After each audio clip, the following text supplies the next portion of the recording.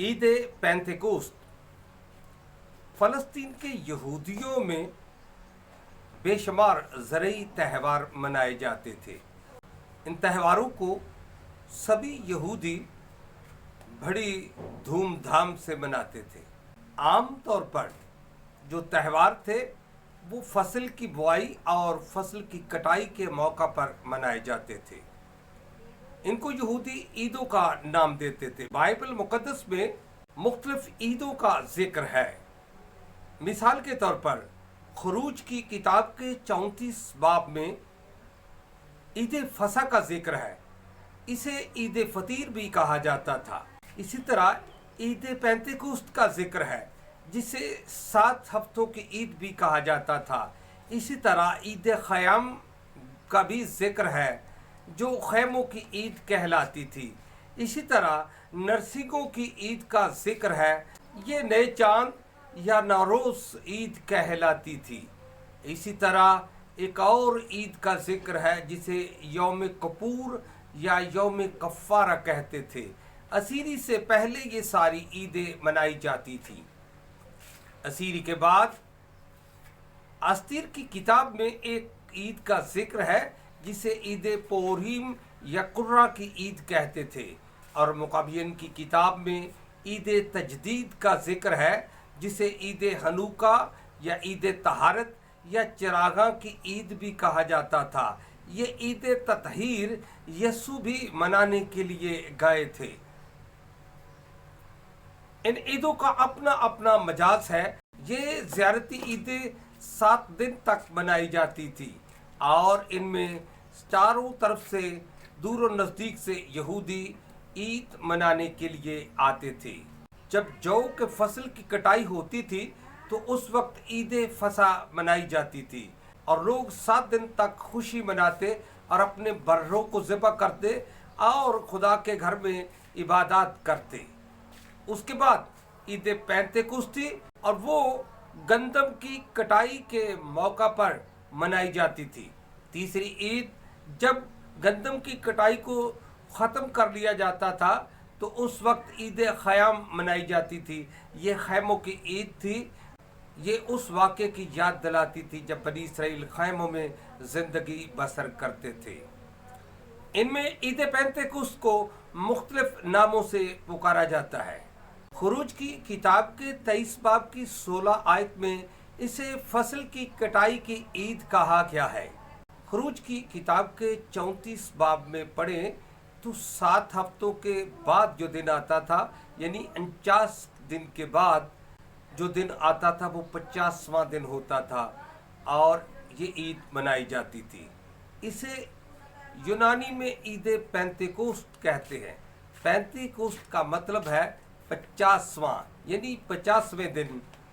अहबार 23 बाब की 17 आयत में इसे पहले फलों की ईद कहा गया है और अपने पहले फलों का नजराना खुदा के हुजूर पेश किया करते थे। गिनती के 28 बाब में इसे नजर की कुर्बानी की ईद कहा गया है। इसे नए फलों की ईद भी कहा जाता था। इसे कटाई की शुक्रगुजारी की ईद भी कहा जाता था। ये ऐसे ही है जैसे हमारे पंजाब में जब लोग फसल को बोते थे और काटते थे तो बहुत ज़्यादा खुशी मनाई जाती थी।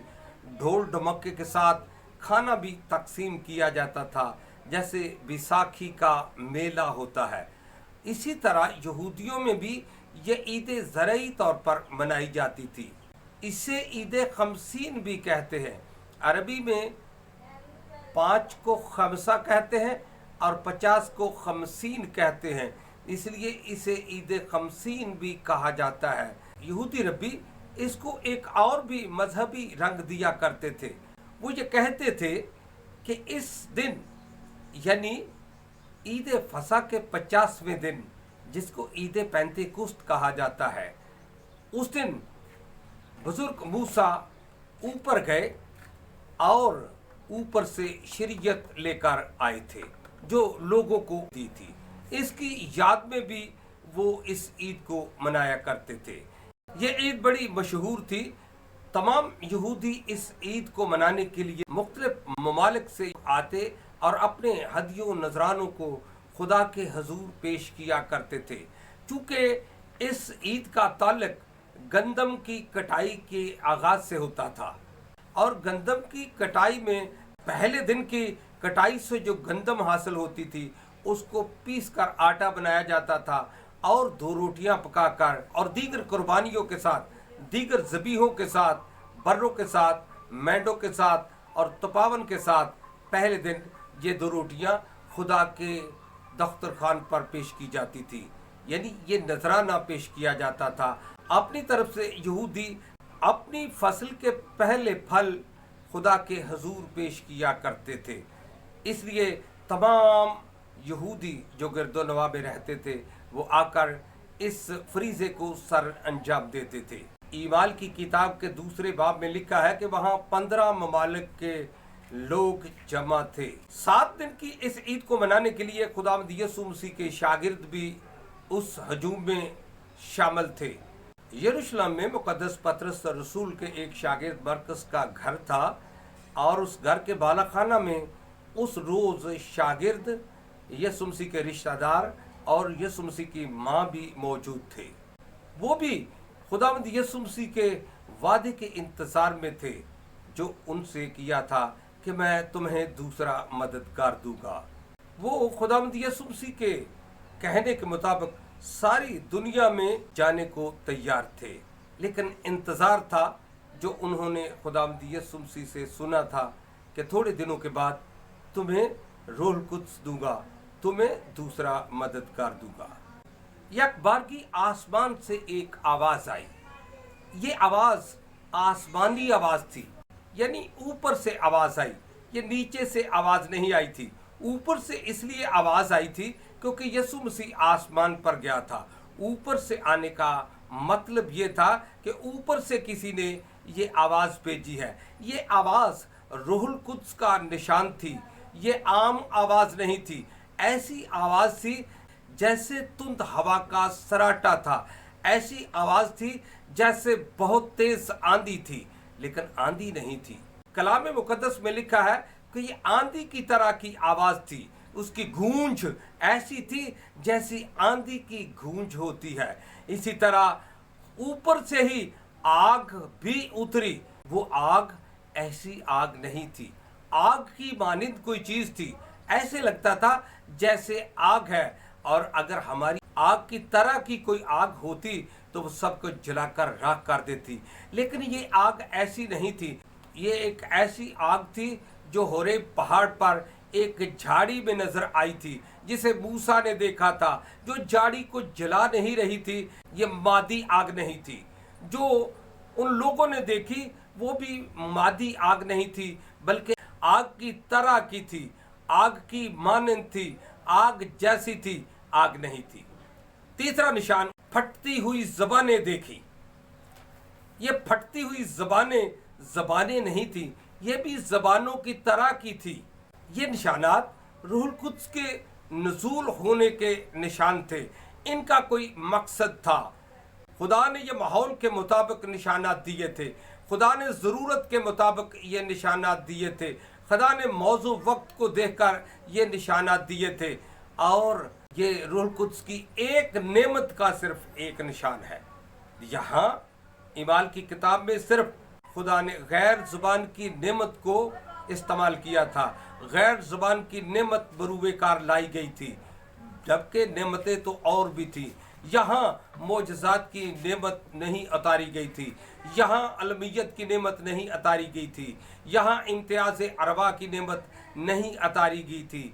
यहाँ तर्जमे की नेमत नहीं उतारी गई थी। यहाँ हिकमत की नेमत नहीं उतारी गई थी। यहाँ नबूवत की नेमत नहीं उतारी गई थी। जिस नेमत का वक्त था वही नेमत खुदा ने उतारी थी, क्योंकि वहाँ लोग मौजूद थे और खुदा के कलाम को दुनिया में फैलाने का एक जरिया बन सकते थे। इसलिए इस मौजू वक्त पर खुदा ने सिर्फ ज़बान की नेमत से लोगों को सरफराज किया था। सारे लोगों को ही सरफराज किया था। किसी को बोलने की कुव्वत बख्शी गई, किसी को सुनने की कुव्वत बख्शी गई, किसी को समझने की कुव्वत बख्शी गई। आंधी और आग और जुबान के निशानात से खुदावंद कुछ और चाहता था कि मेरा कलाम, मेरी गवाही आंधी और आग की तरह सारी दुनिया में फैल जाए। खुदावंद यीशु मसीह अपने अल्फाज की तकमील करवाना चाहते थे कि जाओ ज़मीन के इंतहा तक मेरी गवाही दो।